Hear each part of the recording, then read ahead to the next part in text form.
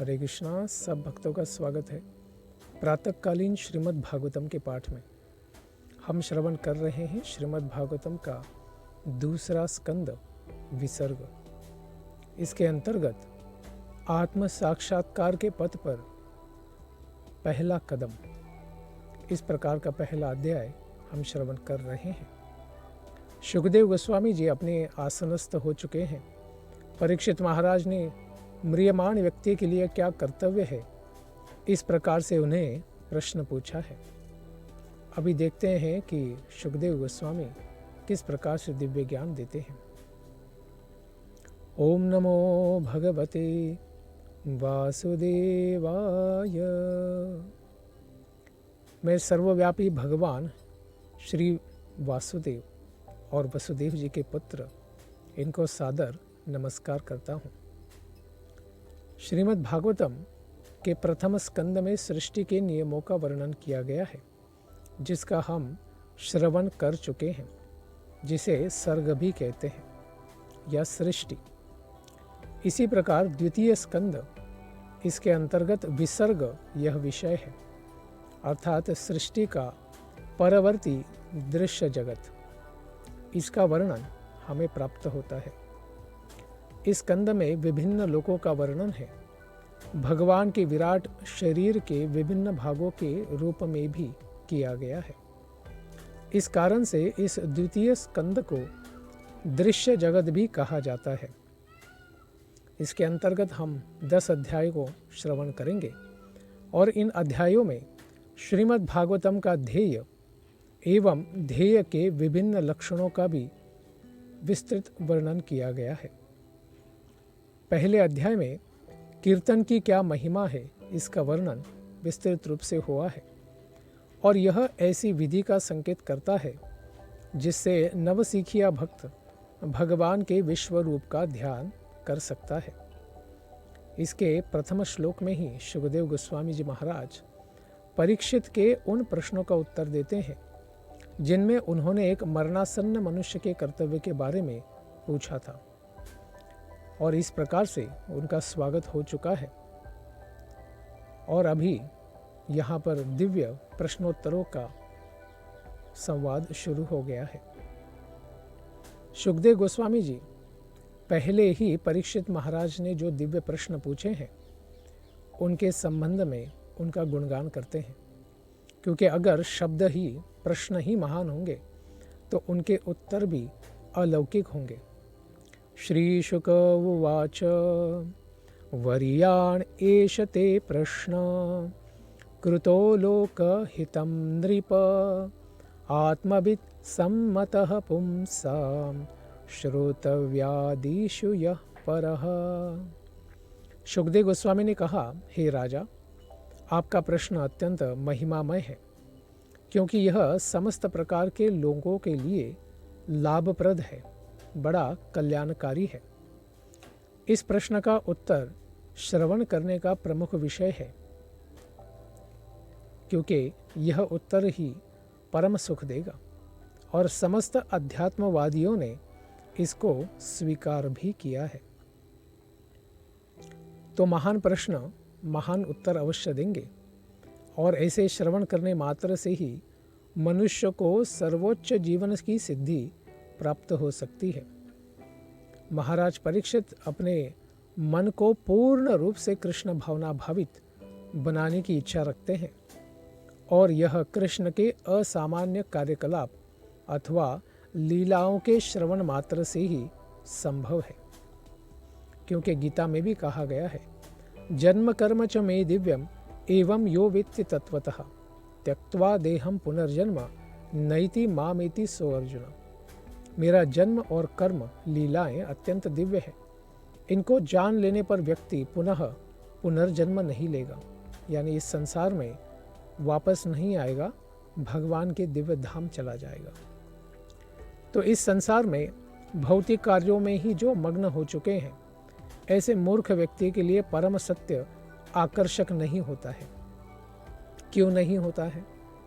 और फिर इन लोगों के लिए कौन से विषय ज़्यादा आकर्षक होते हैं, यह बताते हैं अगले श्लोक में। श्रोतव्यादीनि राजेन्द्र नृणां सन्ति सहस्रशः अपश्यताम आत्मतत्त्वं गृहेषु गृहमेधिनाम। गृह में जो आसक्त है उन्हें गृहमेधी कहते हैं, और जो धर्म में आसक्त है उन्हें गृहस्थ कहते हैं। हे सम्राट, भौतिक कार्यकलापों में ही, प्रजल्प में ही जो उलझे हुए उन व्यक्तियों के पास जो परम सत्य विषयक ज्ञान के प्रति अंधे ही होते हैं, मानव समाज में सुनने के लिए उनके पास अनेक भौतिक विषय होते हैं। तो गृहमेधी वे हैं जो केवल पारिवारिक सदस्यों के केवल भौतिक लाभ के लिए ही जीवित रहते हैं, चाहे फिर संयुक्त परिवार में रहे या फिर न्यूक्लियर फैमिली, अत्यंत छोटे परिवार में। वे अन्यों से ईर्ष्या करते हैं, द्वेष करते हैं, मत्सर करते हैं, और मेधी शब्द अन्यों से ईर्ष्या का ही सूचक है। तो जिसकी चेतना गृह में ही लगी है उसे गृहमेधी कहते हैं। लेकिन भगवत धाम जाने के लिए व्यक्ति को गृहस्थ होना चाहिए, अर्थात उसके घर में केंद्र स्थान में भगवान होते हैं और सब परिवार वाले सदस्य भगवान की प्रसन्नता के लिए ही साथ में रहते हैं। फिर ऐसे गृहमेधी व्यक्ति के लिए शास्त्रों के आदेशानुसार गृहस्थ बनने का प्रयत्न करना चाहिए। ऐसे गृहमेधी का समय फिर किस प्रकार से व्यय होता है, नष्ट होता है। निद्रयार्यते नक्तं व्यवायेन च वावयः दीवाचार्थे हया राजन् कुटुंब भरणेन वा। ऐसे ईर्ष्याली गृहमेधी का जीवन रात्रि के समय सोने में या फिर सेक्स करने में, मैथुन करने में चला जाता है, तथा दिन में उस परिवार के रक्षण के लिए, धन कमाने के लिए गधे की तरह समय बर्बाद होता है, क्योंकि यही उसके मुख्य कार्य है। ऐसे दिग्मूढ़ व्यक्ति के लिए, दिशाहीन व्यक्ति के लिए, जो आत्म साक्षात्कार के विषय में कोई भी जिज्ञासा, उत्साह, आकर्षण नहीं रखता है, तो इस प्रकार से जीवन बिताने पर इसका क्या परिणाम प्राप्त होता है। देहापत्य कलत्रादिषु आत्मसैन्येष्वसत्स्वपि तेषां प्रमत्तो निधनं पश्यन्नपि न पश्यति। आत्म तत्व से अत्यंत विहीन इस प्रकार का व्यक्ति जीवन की समस्याओं के विषय में कभी जिज्ञासा नहीं करता है। पहले तो उसे यही पता नहीं कि जीवन की समस्या क्या है। जीवन की सही समस्या वो है जो न कोई चाहता है, न कोई टाल सकता है, फिर भी उसे वही प्राप्त होता है। ऐसी 4 ही समस्याएं हैं: जन्म, मृत्यु, जरा और व्याधि। इस प्रकार के विषयों में वो जिज्ञासा नहीं करते, क्योंकि वे केवल शरीर, बच्चे तथा पत्नी रूपी विनाश के लिए उन्मुख सैनिकों के प्रति ही अत्यधिक आसक्त रहते हैं। और ये सारा जो सैन्य है, आर्मी है, ये मृत्यु के समय में बिल्कुल काम में नहीं आती, तब से रोते रहते हैं सब। तो जो व्यक्ति भी कहता है मरते समय कि मुझे जीवन भर तुम लोगों ने रुलाया, अभी मुझे जाते समय, अभी तो मैं बाहर निकल रहा हूँ सारी समस्याओं से, तो तुम लोग रो रहे हो, तो जाते समय भी मुझे सुख नहीं दे रहे हो।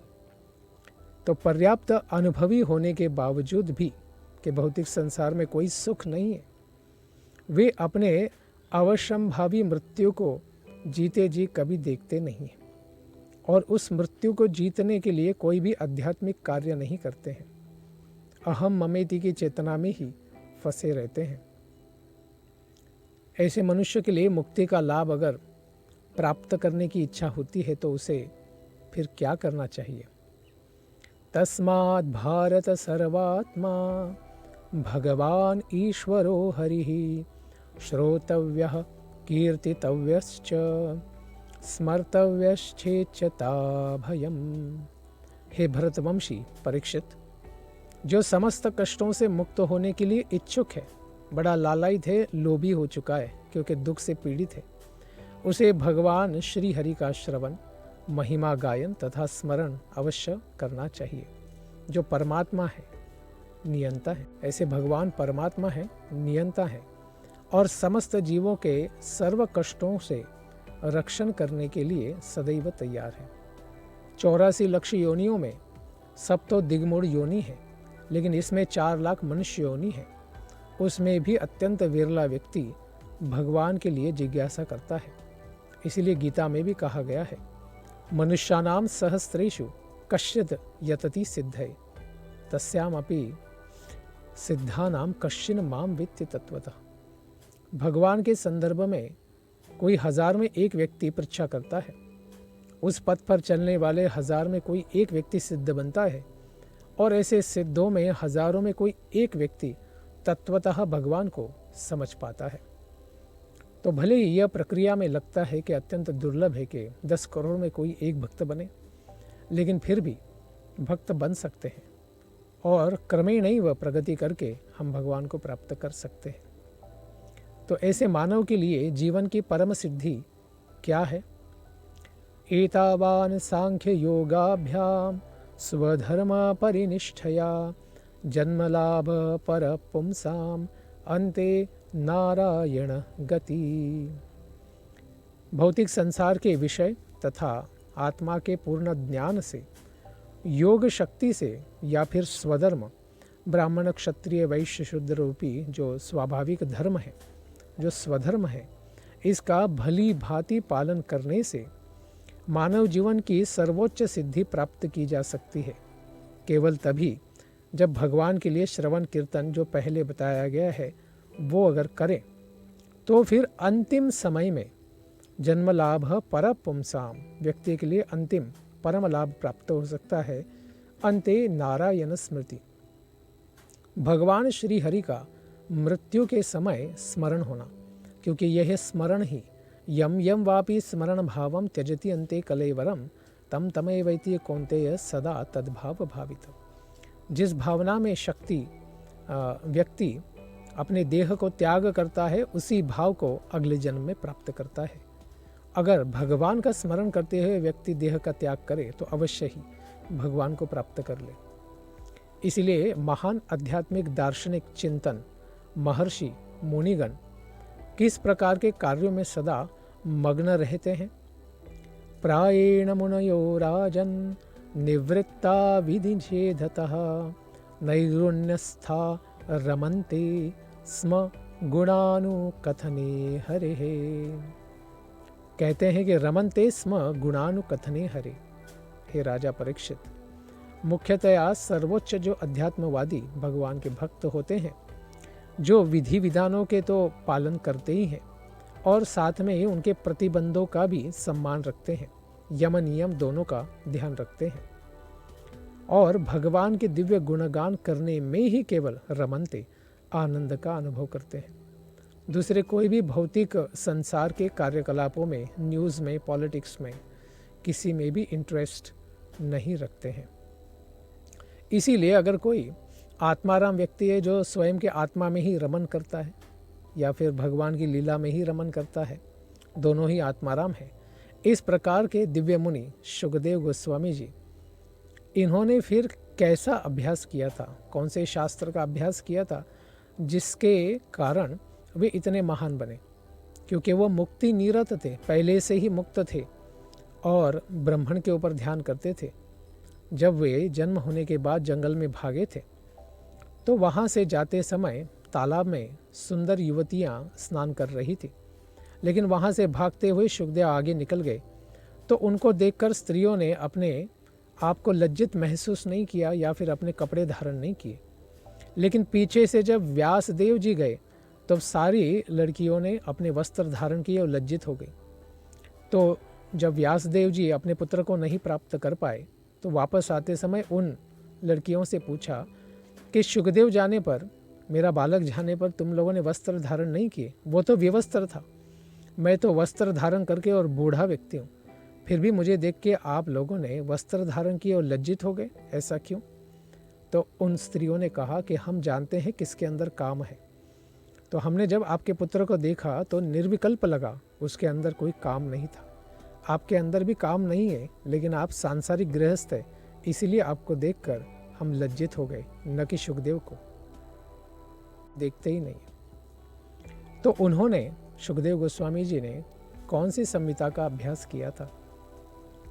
इतना मुक्त जीव होने पर भी उन्होंने और एक शास्त्र का अभ्यास किया। वापस आने पर व्यासदेव जी ने अपने शिष्यों को जंगल में भेजा था सुखदेव को वापस लाने के लिए। तब उन्होंने भागवतम के अत्यंत सुंदर श्लोकों की गायन के द्वारा उनको आकर्षित किया। और फिर उसके बाद सुखदेव जी वापस अपने आश्रम आए। व्यासदेव जी जो उनके पिता और गुरु हैं, और उनसे उन्होंने इस संहिता को श्रवण किया, पठन किया। इदं भागवतं नाम पुराणं ब्रह्म संहितं अधीतवान् द्वापरादौ पितोरद्वैपायनादहम्। सुखदेव गोस्वामी जी कहते हैं कि द्वापर युग की अंत की संध्या में मैंने अपने पिता और गुरुदेव श्रील व्यासदेव मुनि जी के द्वारा इस श्रीमद् भागवतम नाम की महान संहिता, जो वैदिक साहित्य के अनुपूरक ग्रंथ का अध्ययन किया, जो समस्त वेदों के तुल्य ही है।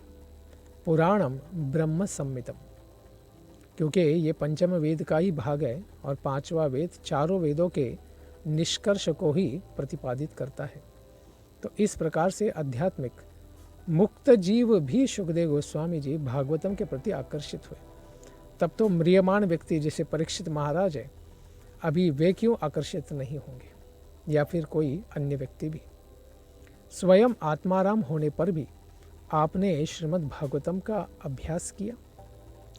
परिनिष्ठितोपि नैर्गुण्य उत्तम श्लोकलीलया गृहीत चेता राजर्षे आख्यानम यदधीतवान। हे राजर्षि, मैं दृढ़तापूर्वक अध्यात्म में पूर्ण रूप से स्थित ही था, फिर भी मैं उन भगवान की लीलाओं के वर्णन के प्रति बड़ा आकृष्ट हुआ, जिनका वर्णन उत्तम श्लोकों के द्वारा अर्थात श्रीमद् भागवतम के द्वारा किया जाता है। कोई सामान्य श्लोक नहीं है, उन्हें उत्तम श्लोक कहा जाता है। इनके द्वारा भगवान का गुणगान हुआ है। फिर परीक्षित महाराज उस प्रकार का भागवतम स्वयं भी श्रवण करना चाहेंगे।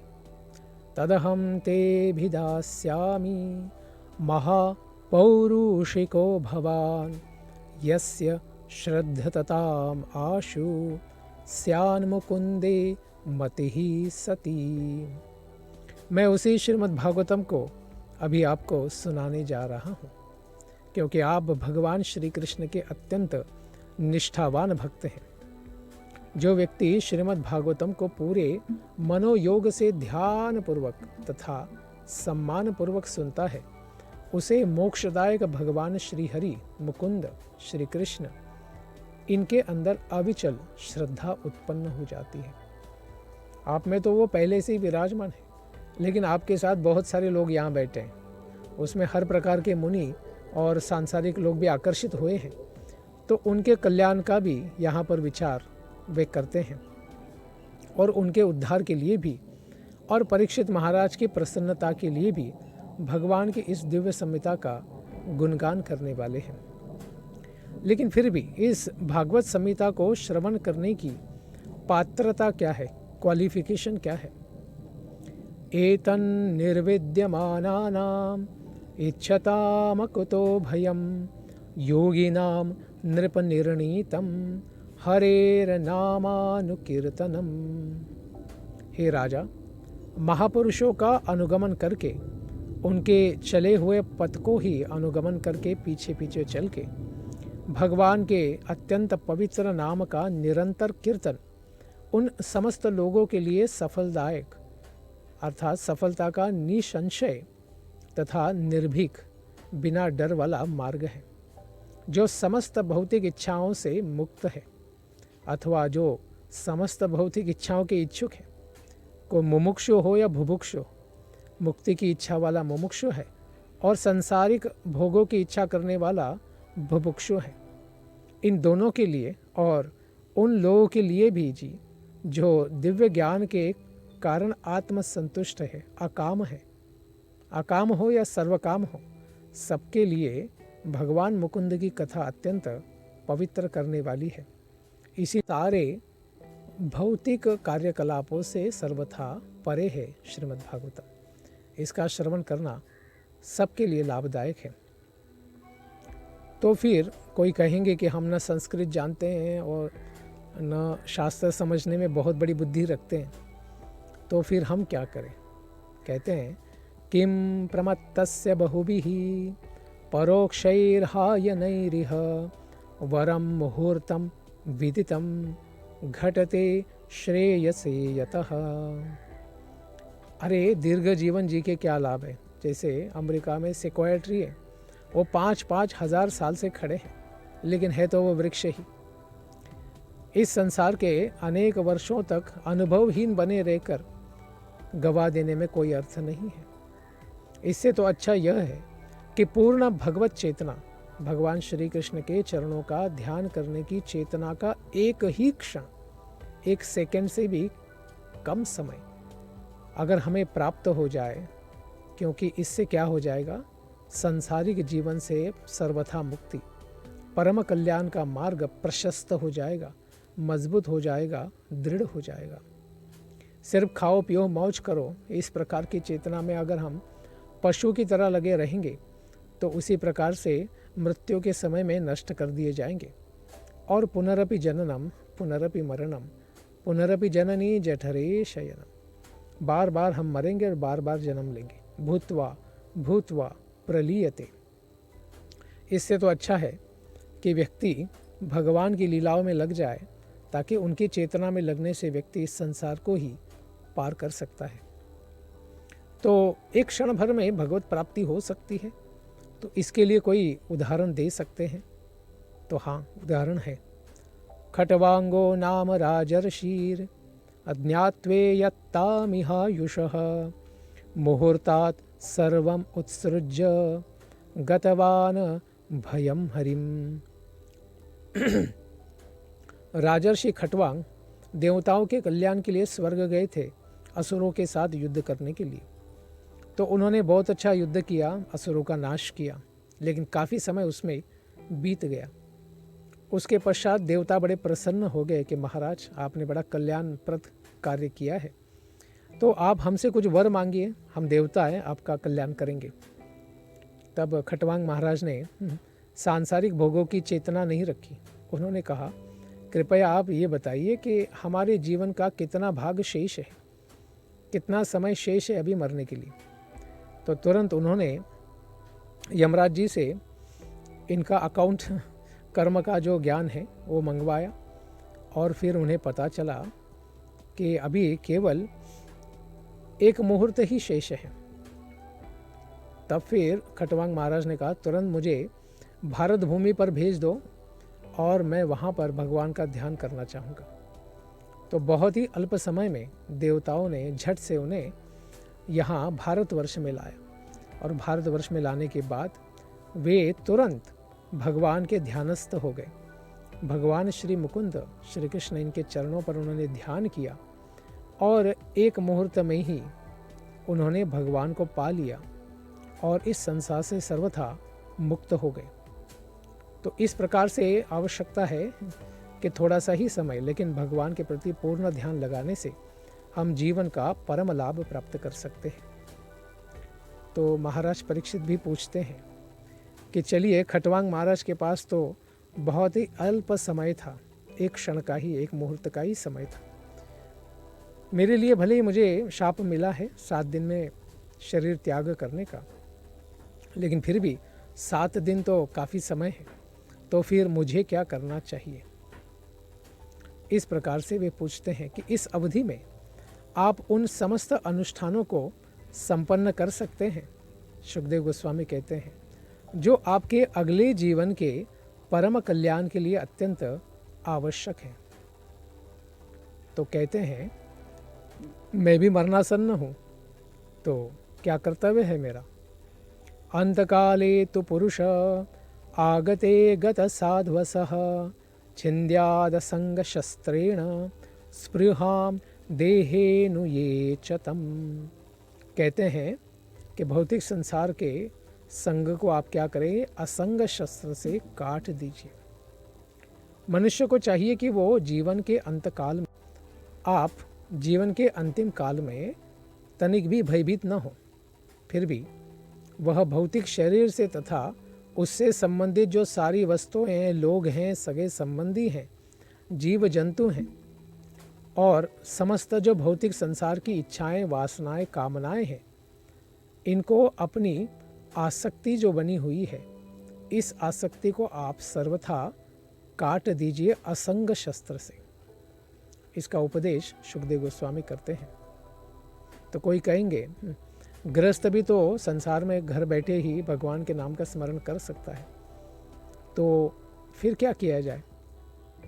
तो सुखदेव गोस्वामी कहते हैं, गृहात् प्रव्रजितो धीर पुण्य तीर्थ जलाप्लुतः शुचौ विविक्त आसीनो विधिवत कल्पितासने।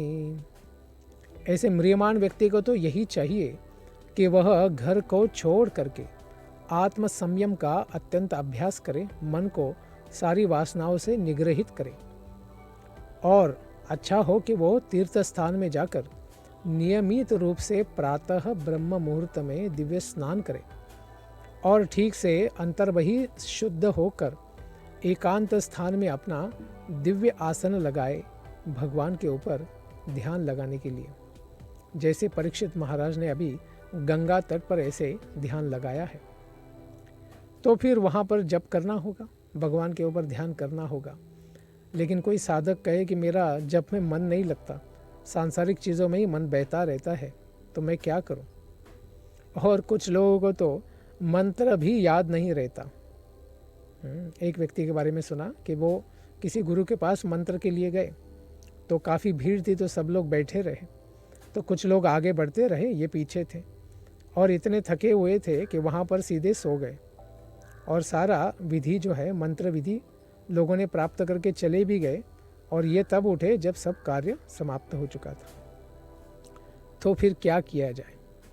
फिर कहते हैं, अभ्यसेन मनसा शुद्धम त्रिवृद्ध ब्रह्माक्षरम परम मनो यच्छेजित श्वासो ब्रह्म बीजम अविस्मरन। मनुष्य ने ऊपर बताई हुई जो विधि है, उस प्रकार से आसन जमाना चाहिए। मन को 3 दिव्य अक्षर अ, उ, म, इससे बना हुआ ओम, इसका स्मरण करना चाहिए, मन में जाप करना चाहिए और श्वास विधि को प्राणायाम के द्वारा अत्यंत नियमित करके मन को वश में करना चाहिए, क्योंकि मन जो है वायु के द्वारा ही प्रवाहित हो जाता है, जिससे वह दिव्य बीज को कभी भूले नहीं। इसके लिए भी प्राणायाम मंत्र जाप से पहले क्या किया गया है, बताया गया है कि अवश्य करें। फिर भी मन नहीं लगता है, फिर क्या करें? नियच्छेद विषयेभ्यो क्षान मनसा बुद्धि सारथी मन कर्म भीर आक्षिप्तम शुभार्थे धारये धिया। धीरे धीरे जब मन उत्तरोत्तर धीरे धीरे आध्यात्मिक होगा, तो उसे इंद्रिय कार्यों से खींच लिया जाए, अलग कर लिया जाए। इससे इंद्रियां बुद्धि द्वारा फिर वशीभूत हो जाएंगी, क्योंकि इंद्रियों से, जड़ तत्व से श्रेष्ठ है इंद्रियां, इंद्रियों से श्रेष्ठ है मन, मन से श्रेष्ठ है बुद्धि। इसलिए बुद्धि के द्वारा मन और इंद्रियों को निगृहित करें। इससे फिर भौतिक कार्यकलापों में जो लीन मन है, वह भी धीरे धीरे भगवान की सेवा में प्रवृत्त किया जा सकता है और पूर्ण दिव्य चेतना में स्थिर किया जा सकता है। लेकिन ये सब होगा क्रमेण एवं, धीरे धीरे। फिर ध्यान कैसे करेंगे? बताते हैं कि उसके पश्चात श्री विष्णु या श्री हरि, श्री कृष्ण, इनके पूर्ण दिव्य शरीर की अवधारणा को हटाए बिना, अर्थात उनका ध्यान नहीं हटाना है, एक एक करके उनके दिव्य अंगों का ध्यान करना चाहिए। शुरुआत करनी चाहिए उनके चरण कमलों से। इस तरह मन समस्त इंद्रिय विषयों से मुक्त हो सकता है और फिर चिंतन के लिए अन्य कोई वस्तु नहीं रह जाएगी, क्योंकि भगवान श्री हरि ही परम सत्य है इसीलिए केवल उन्हीं में मन को पूर्ण रूप से रमा देना चाहिए, किसी और में नहीं। तो ओमकार कोई और नहीं, भगवान का ही क्या है, जिसका आकार नहीं दिखता है, उस प्रकार का स्वरूप है। लेकिन उसके द्वारा भगवान के दिव्य साकार विग्रह का ही ध्यान करना है, न कि किसी निराकार का। यह यहाँ स्पष्ट रूप से बताया गया है शुकदेव गोस्वामी जी के द्वारा। फिर ऐसे ध्यान के द्वारा रजोगुण और तमोगुण जो सारे पापों का कारण है, तो इनके प्रभाव से मुक्त हो सकते हैं।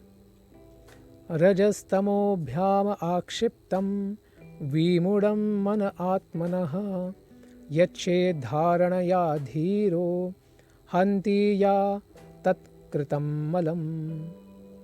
मनुष्य का मन सदैव ही रजोगुण द्वारा विचलित और तमोगुण द्वारा तो मोहग्रस्त किया ही जाता है, किंतु मनुष्य ऐसी दिव्य धारणा के द्वारा जब भगवान श्री हरि के संबंध के द्वारा स्थापित हो जाता है, संबंध ज्ञान के द्वारा और ध्यान के द्वारा, तो इसे ठीक कर सकता है और इस तरह उनसे उत्पन्न सारी जो गंदी वस्तुएं वासनाएं हैं, इनसे स्वच्छ करके शांत बन सकता है। लेकिन भगवान के ध्यान के बिना यह संभव नहीं है और कोई दूसरे भौतिक कार्यकलाप करके भी ये संभव नहीं है। भगवान के दिव्य साकार रूप के प्रति ही भक्ति किस प्रकार से प्राप्त हो सकती है। यस्याम संधार्यमाणानां माणायाम योगिनो भक्ति लक्षणः आशु संपद्यते योग आश्रयं भद्रम ईक्षतः। हे राजा, स्मरण की, ध्यान की इस दिव्य पद्धति से तथा भगवान के कल्याणप्रद दिव्य साकार स्वरूप का दर्शन करने के अभ्यास में ही स्थिर हो जाने से मनुष्य दिव्य भगवान के प्रत्यक्ष आश्रय के अंतर्भूत आ जाता है और इसके अंतर्गत उनकी भक्ति को शीघ्र ही प्राप्त कर सकता है। राजा बड़े महत्वपूर्ण प्रश्न पूछते हैं। राजोवाच, हे ब्राह्मण, हे दिव्य शुकदेव गोस्वामी, कृपा करके यह विस्तार से बताइए कि मन को कहाँ और कैसे लगाया जाए और धारणा को किस तरह स्थिर किया जाए कि मनुष्य के मन का सारा मैल हटाया जा सके, क्योंकि मैल तो करोड़ों जन्मों के करोड़ों पापों से भरा हुआ है, लिप्त है। जैसे आईना पूरा धूलि मिश्रित है, उसे किस प्रकार से साफ किया जा सकता है। तो पहले ही दिए हुए उत्तर को फिर विस्तार से शुकदेव गोस्वामी फिर से बताएंगे। श्री शुक उवाच, जीतासनो जीतश्वासो जीतसंगो जितेन्द्रियः स्थूले भगवतो रूपे मनः संधारये धिया। मनुष्य को चाहिए कि वे आसन को नियंत्रित करें, क्योंकि कोई भी आसन 5 मिनट और एक साथ बैठ सकते हैं तो धीरे धीरे स्थिरता की ओर जाएगा। 5 मिनट से 1 घंटा, 2 घंटा, 8 घंटे, 12 घंटे, 24 घंटे और फिर अनेक समय बढ़ता जाएगा। इस प्रकार से यौगिक प्राणायाम की श्वास प्रक्रिया को नियंत्रित करते हुए सुषुम्ना नाड़ी में स्थिर करने से नियमित अभ्यास से संभव होगा और इससे मन और इंद्रियां धीरे धीरे वश में आएंगी।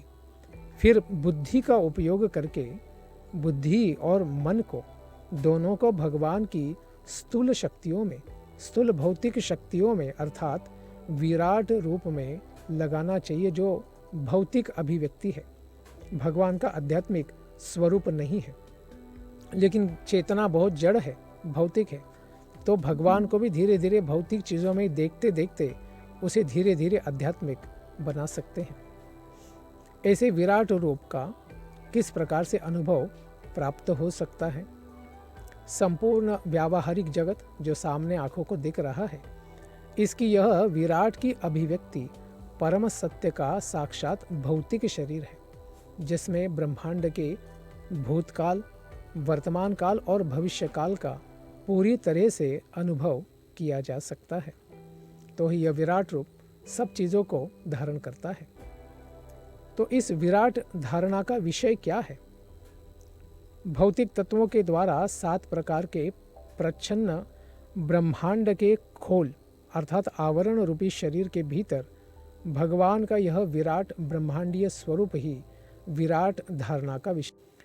तो यह विराट बड़ा ही दिव्य ब्रह्मांड जो है इसकी धारणा का विषय बनता है। फिर इस विराट रूप के जो अलग अलग अवयव हैं, क्योंकि कोई शरीर है तो उसके अवयव तो होते ही हैं, अवयवों से ही शरीर बनता है। तो इस ब्रह्मांड में अलग अलग लोग किस किस प्रकार से अवयव इस प्रकार से धारणा हो सकती है, बताते हैं शुकदेव गोस्वामी। पातालमेतस्य हि पादमूलं पठन्ति पार्ष्णि प्रपदे रसातलं महातलं विश्वसृजोत गुल्फौ तलातलं वै पुरुषस्य जंघी। जिन पुरुषों ने इसकी अनुभूति किए, साक्षात्कार किया हुआ है, उन्होंने यह अध्ययन किया है कि पाताल लोक विराट पुरुष के पांवों के तलवे हैं। उनकी एड़ियाँ और पंजे रसातल हैं, टखने महातल हैं और उनकी पिंडलियाँ तलातल लोक के समान ही हैं। और सूतल अतल वितल लोक कैसे हैं? विश्वरूप के घुटने सुतल नामक लोक, दोनों जंघाएं वितल नामक लोक तथा अतल हैं।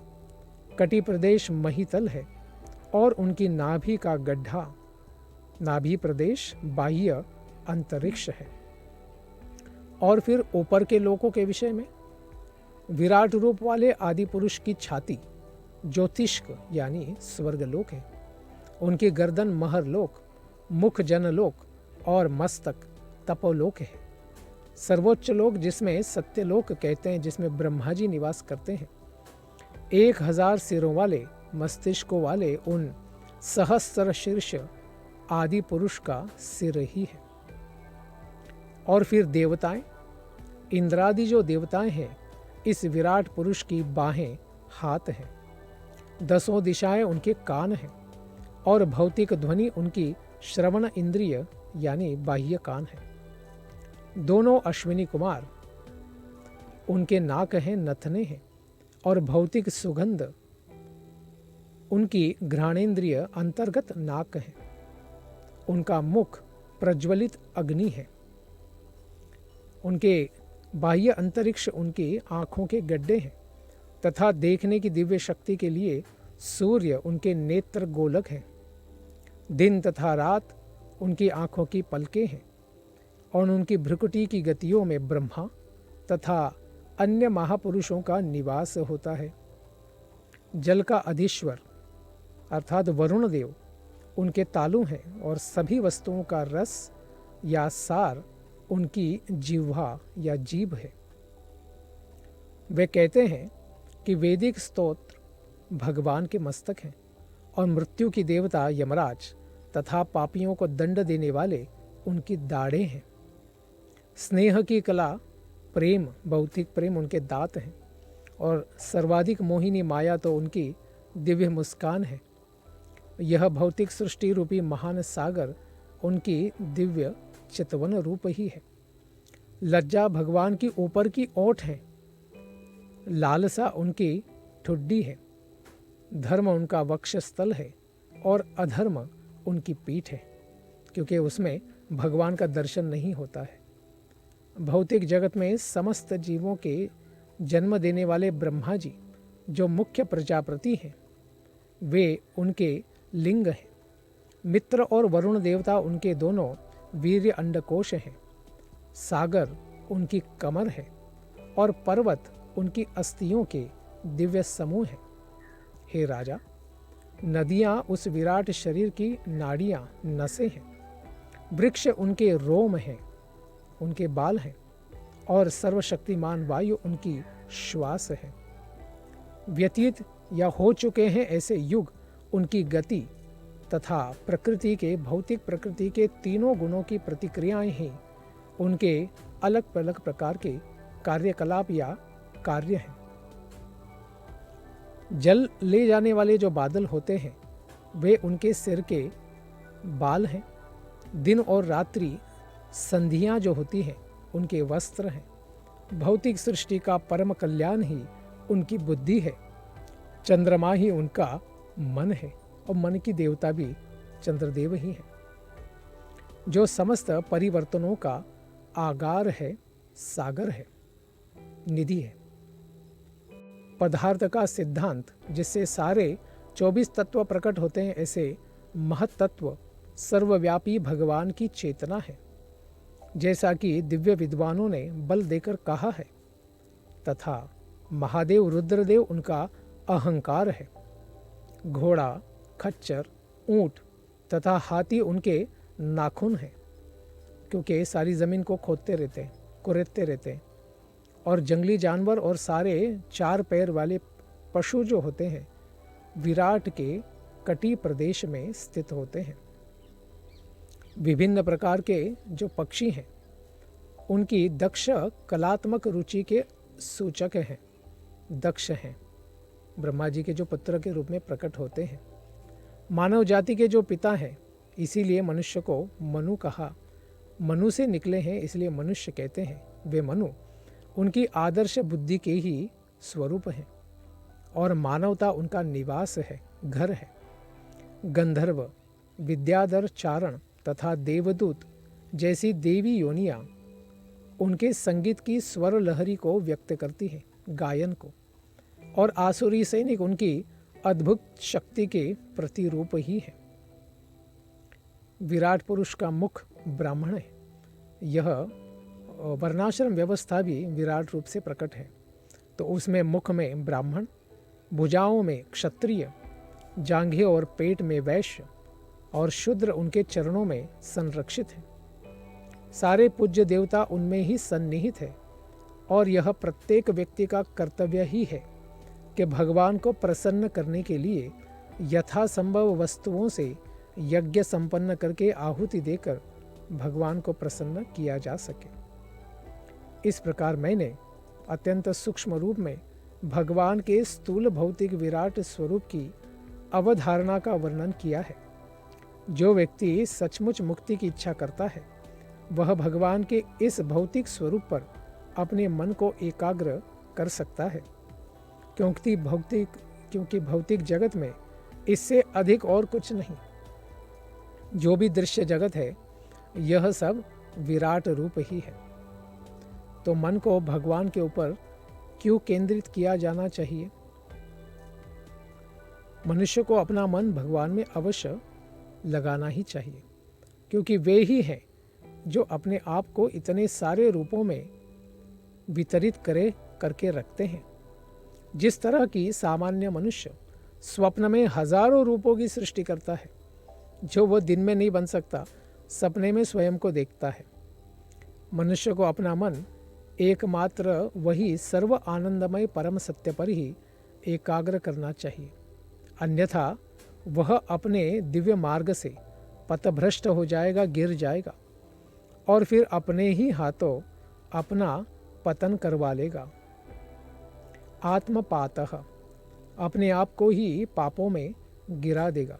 इसलिए जब तक आध्यात्मिक भगवान श्री हरि के भौतिक चेतना में रहने के कारण पहले भौतिक चेतना में ही भौतिक विराट रूप का भगवान की अवधारणा करते हुए ध्यान नहीं करेंगे, तो भौतिक चेतना आध्यात्मिक नहीं बन सकती। तो यह अत्यंत नवसिखिया भक्त के लिए शुरुआती अभ्यास है कि वो भगवान की धारणा कर सके। इसके पश्चात भगवान कैसे हृदय में स्थित है, इसका अभ्यास हम श्रवण करेंगे श्री शुकदेव गोस्वामी जी से आने वाले सत्र में। धन्यवाद। हरे कृष्ण।